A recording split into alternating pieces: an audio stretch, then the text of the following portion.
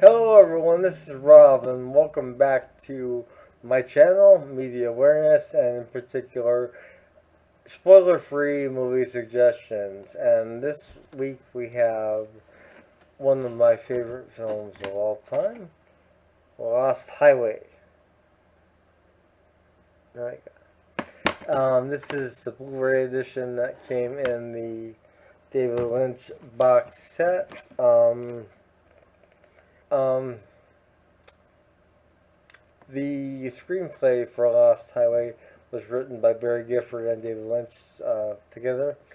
The soundtrack was um, primarily uh, put together by Trent Reznor of Nine Inch Nails, and also featured the Perfect Drug, which was a hit single for Trent at the time of the movie's release. And the movie at the time of its release did not get a wide release. Lynch's films were starting to become less and less movie theater friendly at that point. I had the privilege of seeing it on the big screen at the FM Kirby Center in downtown Wilkes-Barre for art film night. It was really amazing to see this film on a big screen and just be taken in by the dreamlike quality of it, which is the only way to describe this film. It is laid out like a dream. Um, you have events occurring which would happen in real life, but would also happen in a dream because they are slightly exaggerated at times. And not in a movie way, but in a dreamlike way. This is one of Lynch's masterpieces as far as portraying the dream quality of life. Um, we start out the film with a message being given to Bill Pullman's character Fred, um, basically telling him that a gentleman named Dick Laurent is dead and he doesn't know who this person is. And his wife, Renee, is played by Patricia Arquette. She is phenomenal in this role. Everyone is phenomenal in this whole movie, but Patricia Arquette specifically is a standout actress in this film because she plays two roles. She plays the role of Renee, who is um, Fred's wife, and she plays the role of Alice, who I will get to momentarily. Basically, as Fred's wife, they have a reasonably healthy relationship, it would seem. Um, Fred is a saxophone player in a band, and he starts receiving these daily videotapes, and the first one just shows the exterior of their apartment building. The second day, it shows him and Renee in bed together, and as as the tapes continue on, the plot thickens as far as what he's seeing.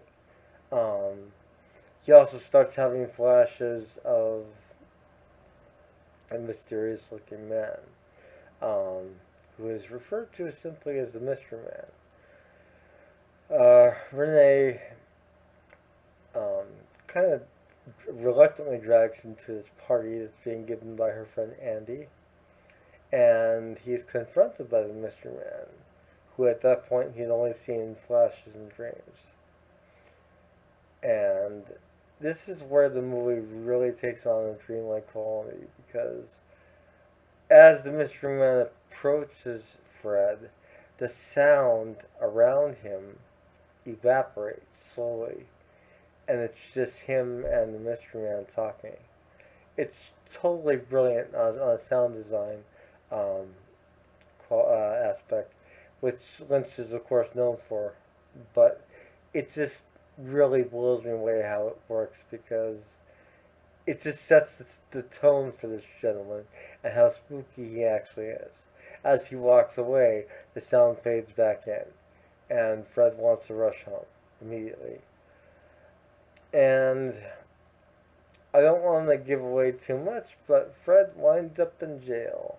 Um, I'm not going to say why, but it has to do with Renee. And while in jail, a paranormal sort of event occurs, and when the guards go to check on Fred, he is no longer Fred.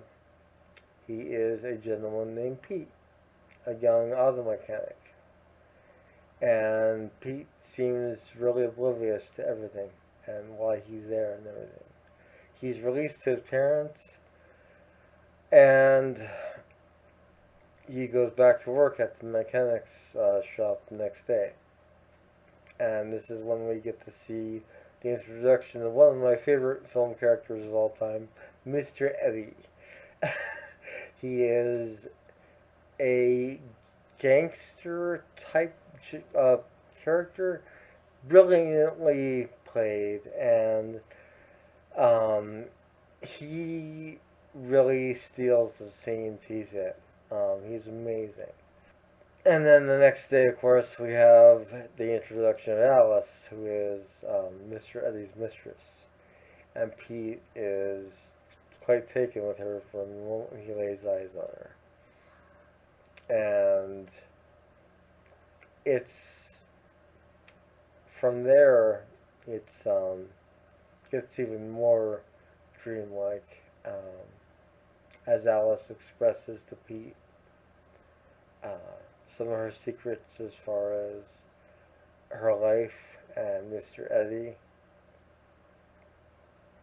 and that they should run away together, and convinces Pete to rob Andy's house, where the party was previously, where Fred attended with Renee.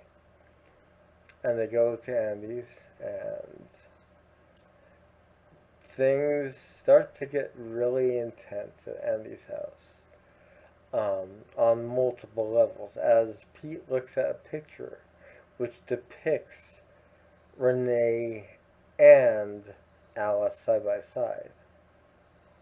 And Pete asks, well, who's this? And Alice sort of just blows it off, which makes you wonder. So, in essence, from there, the film takes on even more turns as Alice and Pete drive to the desert. And there is this mysterious cabin that has been shown previously in some of Fred's flashes in his mind. And it's something that is prevalent throughout the whole film.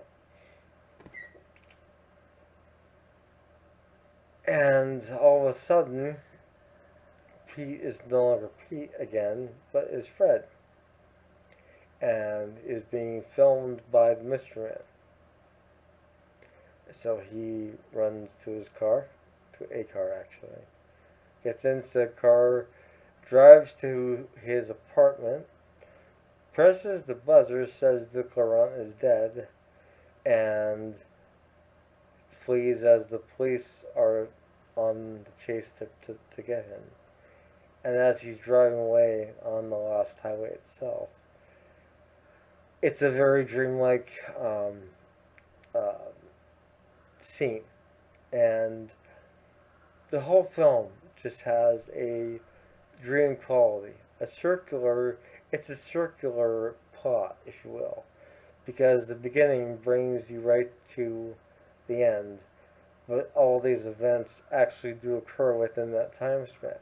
So the question is, do these events occur, or is it a dream? And the more you watch Lost Highway, the more you wonder. This film is a masterpiece. it truly should have gotten a lot more attention than it did. But in this case, that's why I'm highlighting it, because it really didn't get that notoriety. People are more familiar with the soundtrack than they are with the film because of The Perfect Drug by Nine Inch Nails and Trent Reznor's affiliation with the soundtrack itself. But I definitely recommend checking out Lost Highway if you haven't seen it.